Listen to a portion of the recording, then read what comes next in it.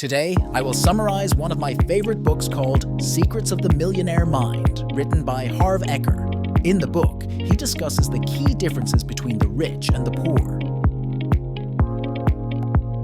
Please note that when I say millionaire, I refer to individuals who have earned their millions through legal, ethical, and moral means. When I say poor, I do not intend to demean poor people. In fact, I have been poor for most of my life. By poor, I mean a poverty mindset. Your computer or phone has two main parts, hardware and software. Similarly, humans have two main parts, their physical bodies and their mindset. A person's mindset is their software. If something is wrong with the hardware of your computer, like the keyboard or screen, you can easily replace it. However, if there are issues with the software, you cannot use your computer. The same applies to humans. If you have a poor mindset, you cannot become rich. This book will help you upgrade your software to the wealthy version. If you stay until the end of the video, I will share the most important parts that have even changed my life. The first difference is that the rich think big, while the poor think small. Have you ever spent hours going from store to store to find the cheapest items and save 50 or 60 cents? If so, you have a poor mindset. While saving money while shopping is not bad, it changes when you consider how much you save compared to the time spent. If you spend an hour to save 60 cents on oranges or tomatoes, the value of your hour is 60 cents. In contrast, rich people don't mind saving 60 cents. They understand the value of their time and constantly think about projects or new things they can do to make the value of their hour equal to $6,000 or $60,000. The second difference is that rich people choose to be paid based on results, while poor people choose to be paid based on time. I often hear people complain about not getting a higher salary just because they have been working for the company for more than 5 years. But things don't work that way. For example, if I spend 80 hours producing a low-quality video, you may watch it just because I spent 80 hours on it. Of course, you don't care how much time I spent on it. You only care if the video is good or not. Nobody cares how much time you dedicate to something. The real question is if you can deliver something valuable. It's about the result, not the effort or time spent. Third difference. The rich think both. The poor think either one or the other. Poor people feel it's not enough and that you can't have it all. The rich think there's plenty for everyone and that you can have everything you truly want. The poor believe in scarcity. The rich believe in abundance. Want a successful career or a close relationship with your family? How about both? Want to focus on business or have fun and play? How about both? Have a blonde girlfriend or a brunette? How about both? And the last one was a joke, but you get the point. The rich want both. The poor always choose one. The poor see the world as a pie and think everyone will take a slice, and the pie will run out soon.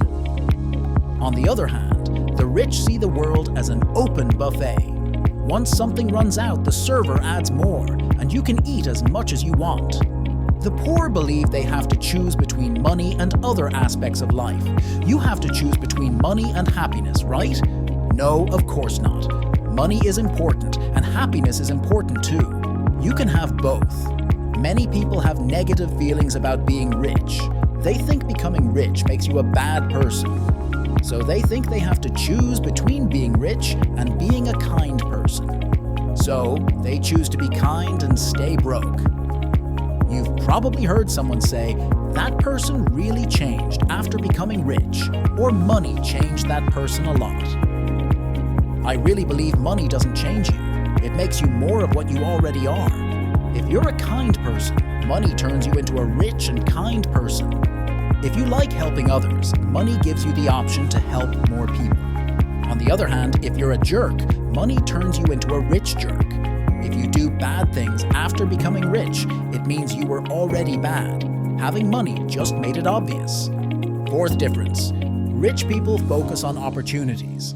Poor people focus on obstacles. This is my favorite. Every time I come up with a new idea, I share it with people to get feedback. It's very rare to find someone who acknowledges the problems related to the idea, but at the same time, focuses on the opportunities it can provide. Most often, I hear tons of people telling me how my idea will fail, and that's how poor people think. They constantly see obstacles, risks, and always focus on problems, while rich people focus on opportunities. Poor people make decisions based on fear. Their minds are constantly looking for what's wrong or what could go wrong in any situation. Their main mindset is, what if it doesn't work? Or many times, it won't work. I'm not saying you shouldn't address problems, handle problems as they arise, but don't let fear and problems stop you. If you focus on problems, you'll have problems.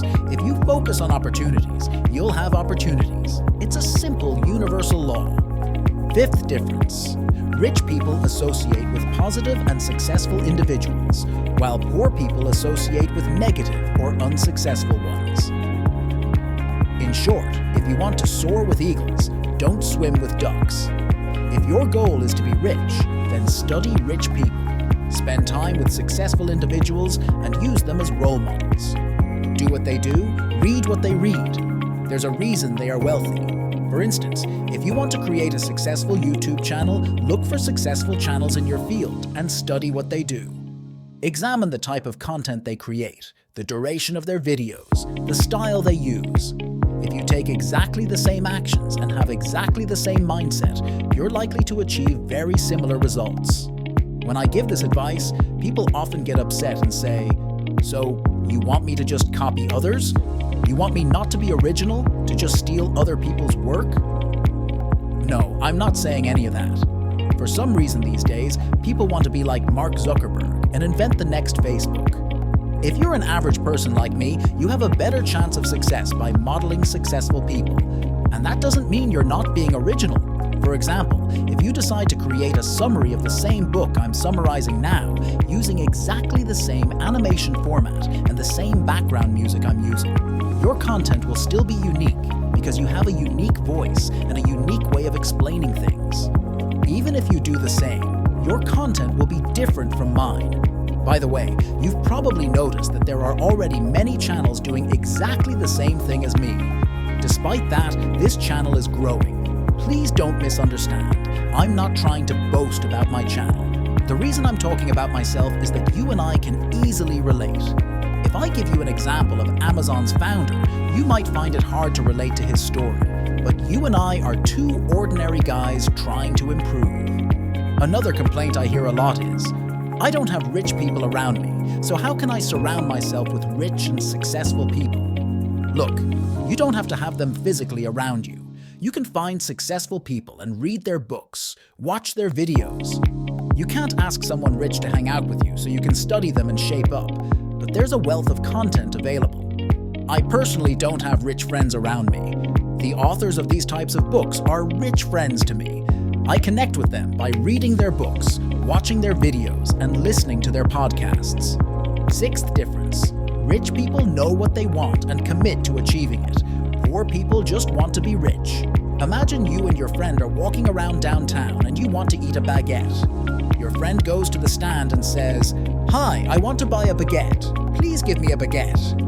The vendor behind the stand will likely be confused and ask what type your friend wants, because there are many kinds of baguettes. This is exactly the same approach poor people use when it comes to getting rich.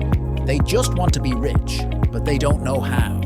If you don't know exactly what you want, then the baguette seller will give you any baguette they choose, and you'll leave. Now imagine you approach and say, "Hi, I want a tuna baguette with smoked cheese, but I don't want this type of bread. Give me that dark one with sunflower seeds. Don't put onions, cucumber, tomato, and toast it." Guess what? The vendor will give you exactly what you ordered. Similarly, the rich don't send mixed messages. Only the poor do. The number one reason most people don't get what they want is that they don't know what they want. You must know what that rich life looks like for you and have a plan to get there. For example, for me, a wealthy life means having the freedom to work whenever and wherever I want. I want to be able to take a taxi whenever I want because I don't like using public transportation, especially if I'm heading to an important meeting. When I go to a restaurant, I want to be able to open the menu and choose what I want without looking at the price column first. I want to be able to take my parents on vacation twice a year. I want to be able to help people around me when they face financial difficulties. I want to be able to wake up at 11 in the morning on a Tuesday and go for a walk in the park, just breathing. I want to be able to go to the gym in the middle of the day and come back whenever I feel like it. That's my wealthy life, and I have a plan on how to get there. Seventh difference. Rich people are willing to promote themselves and their value. Poor people think negatively about selling and promotion. Let me explain it this way. If you had a cure for some kind of disease, would you hide it and let someone suffering not know about it? I don't think so. Similarly, if you believe that what you have to offer can genuinely help people, it's your duty to promote it. By not promoting it, you're not serving people. Promotion reluctance is one of the biggest obstacles to success. People who struggle with selling and promotion are usually broke. How can you generate significant income in your business if you're not willing to let people know that your product or services exist? Regardless of the work you do, you must be good at sales and promotion. Almost every aspect of our life involves sales. For example, when you try to convince your partner to go to a restaurant instead of shopping, you're selling. When you try to convince your daughter to study, you're selling. In fact, right now, I'm selling. I'm selling you my video, and you're paying for it with your time. You're paying with minutes of your life, and I'm not ashamed to sell my video. Eighth difference. Rich people believe I create my life. Poor people believe life happens to me. If you want to create wealth, it's essential to believe that you are the one behind the wheel. The poor travel through life as passengers. Have you ever noticed that it's generally the poor who spend a lot of money playing the lottery? They have great hopes that someone will just pick their name from a hat and provide them with money, eventually making them rich. The saying goes that poor people also justify their situation. They say things like, "Money isn't important, happiness and love are important." This kind of comparison is incorrect. Let me ask you a question. Is your leg or your arm important? You're probably saying, "What a silly question." Of course, both are important. You're absolutely right, both are important. In the same way, money and happiness are important. Money and love are important. Food and water are important. The poor also blame others. It's never their fault. It's always someone else's fault. They always act like victims. I have two cousins who grew up in the same town, went to the same school, had the same teachers, and both had poor parents. Today, one of them is very successful, and the other is not. The most interesting part is that they both use the same reasons for their current situation. The poor cousin blames the poor education system, poor parents, the government, and the system for his failure. On the other hand, the rich cousin used the same reasons to succeed. He says, "I knew the school system was bad, and my parents were poor. That's why I started educating myself and learning new things." He doesn't blame anyone or anything. Another reason why the poor are poor is because they complain. When people complain, they focus on what's wrong in their life. What you focus on expands, so they keep receiving more of what's wrong. Number 9. Rich people manage their money well, while poor people manage it poorly. Money is just a tool, like your computer or phone, that requires learning to use. We spend hours learning how to use a computer, but when it comes to money, people often ignore this simple fact and hesitate to pick up a book and learn how money works. It's crucial to understand that the rich aren't necessarily smarter, they just have different and more supportive money habits. To master money, you must start managing the money you have right now. It's like a person with excess weight saying, "I'll start exercising and dieting once I lose 20 kilos. First, learn to manage the money you have. Then, you'll have more to manage. Number 10. Rich people are bigger than their problems. Poor people are smaller than their problems. Success' secret lies in growing bigger than your problems, not in avoiding or getting rid of them. Whether you are rich or poor, you will face problems. The size of the problem is not the issue. What matters is your size. The bigger the problems you can handle, the bigger the business, responsibility, employees, and money you can manage. Problems are just situations. We make them problems. It depends on the person. You can be fired and be depressed all day, complaining, or you can use your free time to create your own business. Number 11. Rich people are excellent receivers. Poor people are poor receivers. A poor receiver is someone who struggles to accept praise, compliments, money, gifts, and other things. Many of us have trouble receiving such things due to conditioning. We grew up hearing things like, "That's wrong," or "You're not doing it right." Such statements reinforce feelings of not being good enough. From now on, accept everything that is offered to you. If someone says you look good, simply say thank you instead of downplaying it. It's that simple. Be open to receiving compliments and opportunities, and you'll find that your mindset and life can change significantly.